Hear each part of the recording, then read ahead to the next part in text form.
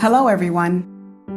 Welcome to the Dr. Sophia ObGyn Podcast.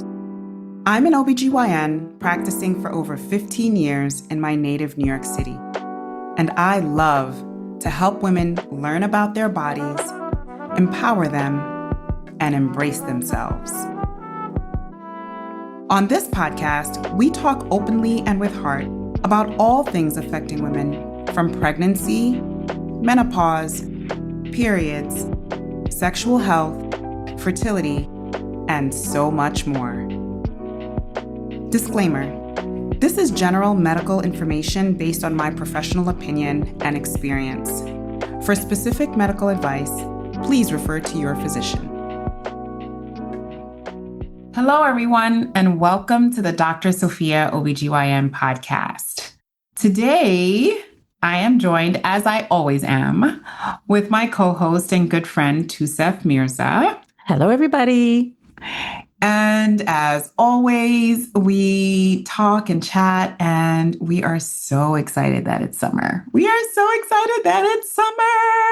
It's so nice right now in New York. Like, we went through a little bit of a hot couple of days a few weeks ago, but now it's just so pleasant, and people are just outside flaunting their stuff. And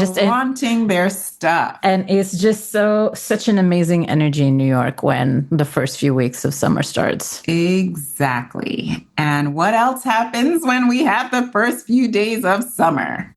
I get an influx of calls of women who say they have infections, irritations, just all kinds of things going on, quote unquote, down there. Does it usually happen at the beginning, or that's really the most you see it and then it dies down? Or that's the beginning of summer and then you keep seeing that for the rest of the summer issues? I feel like the calls around, like, I think I have a vaginal infection, or I just have a lot of irritation. It's kind of like 2 times around the year that I really see it, but for sure around summer, just the heat alone, right? So people are just so much more like humid, like, especially if you're wearing clothes that stick to you or are very tight, and then it's hot outside, so you're just more sweaty. I think it's also happening because people are enjoying themselves. They're going to pools and beaches and hot tubs and, things getting into public waters. Getting into public waters, which we want you to enjoy. Of course, or else it's not summer. It's not summer if we're not doing those things. Yes. But first of all, are they actually having infections or vulvar irritation? Yeah, sometimes they are. I mean, if you are wearing clothes that are not breathable, then what that does is keeps humidity on the skin. And then that allows for like bacteria to overgrow, fungus to overgrow, things like Candida or yeast to overgrow on the skin. And that could be in the groin, that could be on the vagina, on the vulva itself, in between the folds. And they come back and they're like, I just feel itchy. I feel uncomfortable. I don't like, it's weird for me to sit down. I just don't feel right.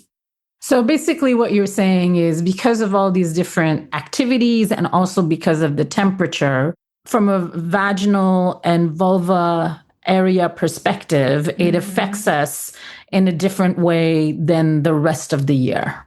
Yeah. And like I was saying, there's like another part of the year when I tend to see a tiny bit of like what feels like a little bit of a spike is actually like after January, when everybody's on their health kick and going back to the gym.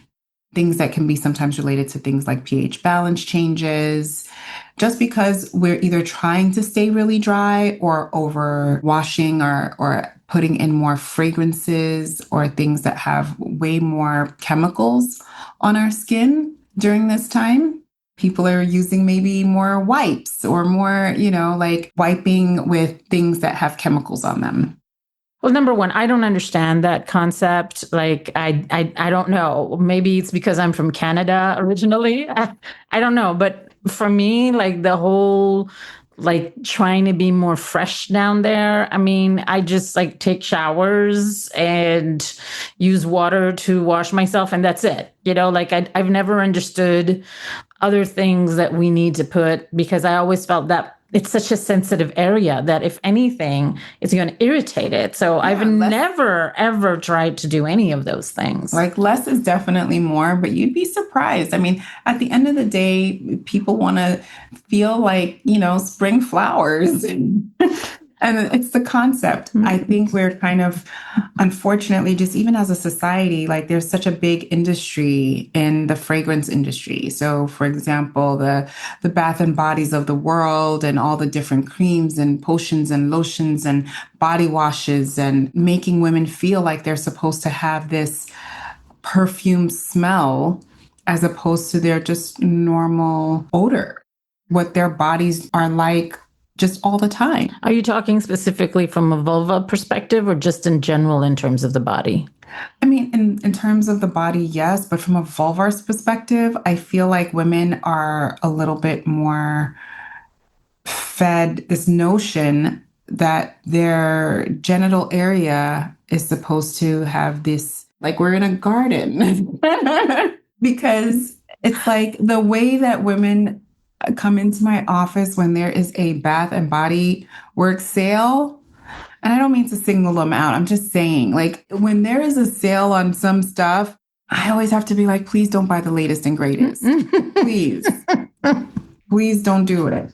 And so the summertime, I feel like it's more. I feel like because, again, women are doing things like going to the beach and going to the pools, and it's important to just not stay in your wet clothes because that actually can lead to, smells or odors that you don't like per se. And so getting out of wet clothes whenever you're out of the activity as soon as possible and changing into something dry or making sure that you're drying yourself very, very well. It seems so like common sense, but then at the same time, if you're not thinking about it, then you're on to the next activity or you're on to the next thing. And it does become easy to just want to stay in, well, I'm going to go back to the pool or I'm going to go back to the water. Why am I changing or why am I making it such a big deal without realizing that that actually can be creating other like changes in terms of holding that moisture there? So let's start there. Like in terms of like going to, in the summer, we have a tendency to be more, either we're going to the beach or either we're going more to the swimming pool and then we do activities. But that doesn't happen to all women because I don't recall that being really, for example, an issue with me. Like if I just stay in my bathing suit all day or I go in and out, whatever it is, I haven't really seen any difference. So I guess it depends what type of water you're submerged in and how your vulva is actually reacting to that?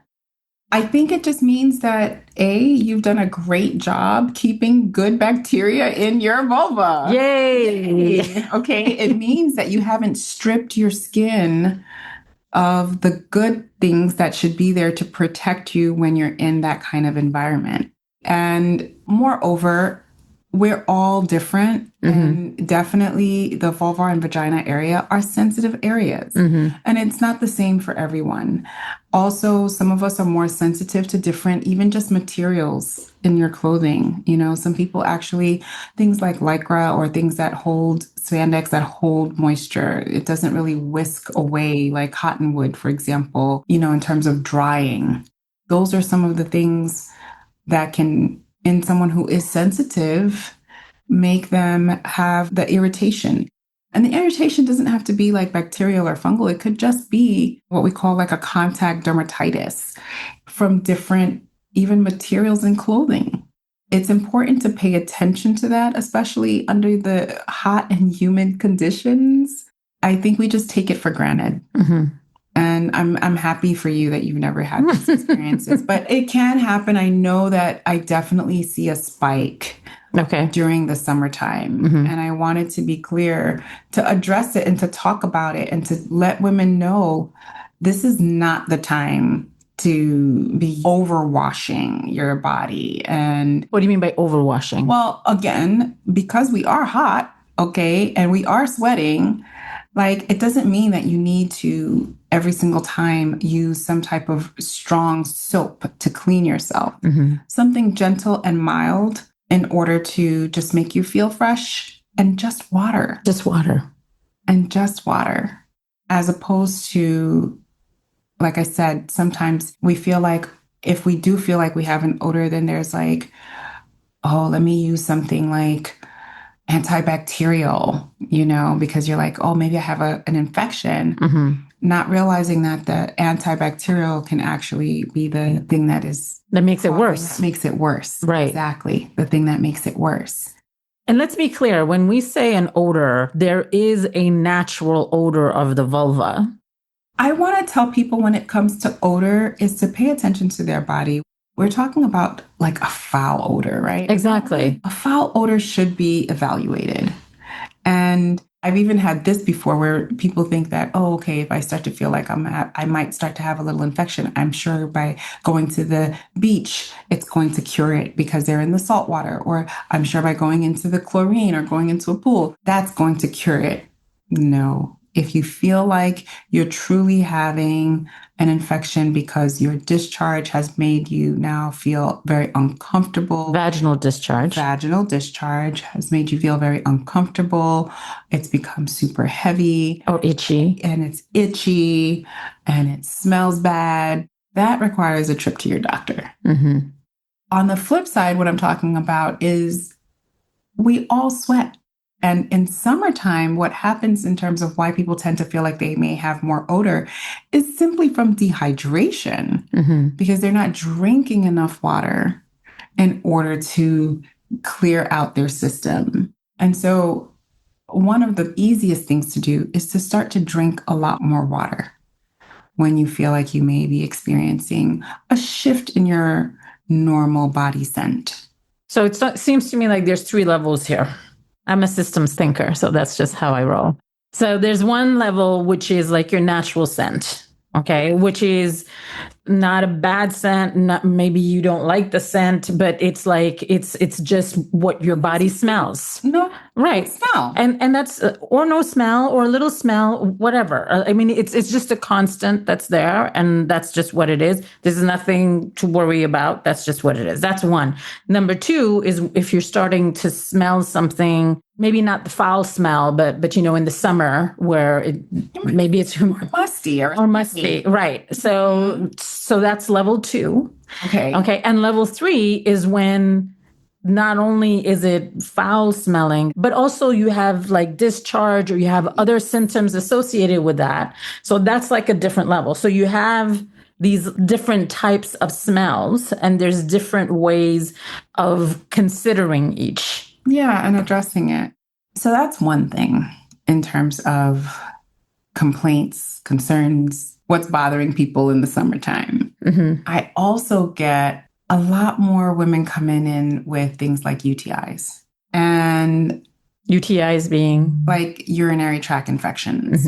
They tell me they have more burning, more frequency, more urgency, more pain when they urinate, whether it's before they urinate, after they urinate. They feel a burning sensation with every time they void or what have you. And undeniably, they're coming in with actual urinary tract infections. We test them and their cultures become positive. And I think in terms of summer, I feel like people are just a lot more engaged, like social. They're out more. They're out with friends more. They may be out with their partners more. They may be just become more sexually active during summertime. I think there is something to be said about just being in the sun that makes people feel good and feel better and want to be more connected. And more inhibited, like you just uninhibited. Yeah. Maybe we're drinking more because we're more social, right? So we're having a little bit more alcohol. So a couple of different things that could actually be adding layers to why women tend to come in with what seems like a spike for me in UTIs. So just some clear, easy kind of guidelines or recommendations, let's put it that way. Recommendations is if you are drinking, to remember to hydrate at the same time. So drinking alcohol. So if we're talking about alcohol, to always continue to balance that with water because alcohol does dehydrate you. And so what happens when you dehydrate? that can increase your chance of having urinary tract infections. And why is that? Just because you're not flushing out your kidneys. You're not flushing out the system. Mm-hmm. 2 is just peeing after sex as a way of decreasing bacteria from sticking to the walls of the vagina, from sticking to the walls of the urethra very specifically, so that you are just clearing and flushing that out after sex. And so you then therefore will decrease your chances again of developing a urinary tract infection. And by the way, we're talking about urinary tract infection. You should always go pee after sex. It just so happens that during summer, people have a tendency to have more sex. It's not like don't do it the rest of the time of the year. Oh, it just so happens that in summer, people usually have more sex. So we're just specifically talking about that. But yes, please do that every single time you're having sex. All the time. Same thing with drinking. It's not just in summer. Mind you, the sun will probably dehydrate you more, but that's another story. No, both of them, really, honestly. Right. So we're in the heat. So we have to be mindful of the fact that we're in the heat and our bodies love water and need water. And 3, the other thing is that in summer, a lot of times we're traveling, we're on the go, we're moving. We're in the car for a few hours. For hours because we're taking a road trip or we're taking a flight or what have you. And I know I'm actually a culprit. I have to say that I'm a little bit guilty of this. But when I'm on a plane, sometimes I actually do limit how much I drink because I don't want to have to get up through the seats or what have you in order to get up every, 5 minutes, what it could feel like to go to the bathroom, or going to the bathroom on the plane kind of skeeves me a little bit. Why? I don't know. It just does. For me, it's an excuse to get up, and I don't mind if I'm bothering people. And though I agree with you, because it's super important to move when you're on a plane and stretch and get the fluids moving and, your circulation, but I'm guilty. Okay. That's okay. That's okay. But I'm going to practice what I preach. Mm-hmm. When we're on long travel, we need to constantly be drinking. Drinking water in this situation, not alcohol. Drinking water. Yes. So why, if we're on long trips and we don't go to the bathroom in those long trips, why does that increase UTIs? Because we have what we call urinary retention. So we're holding on to that urine longer than we really should.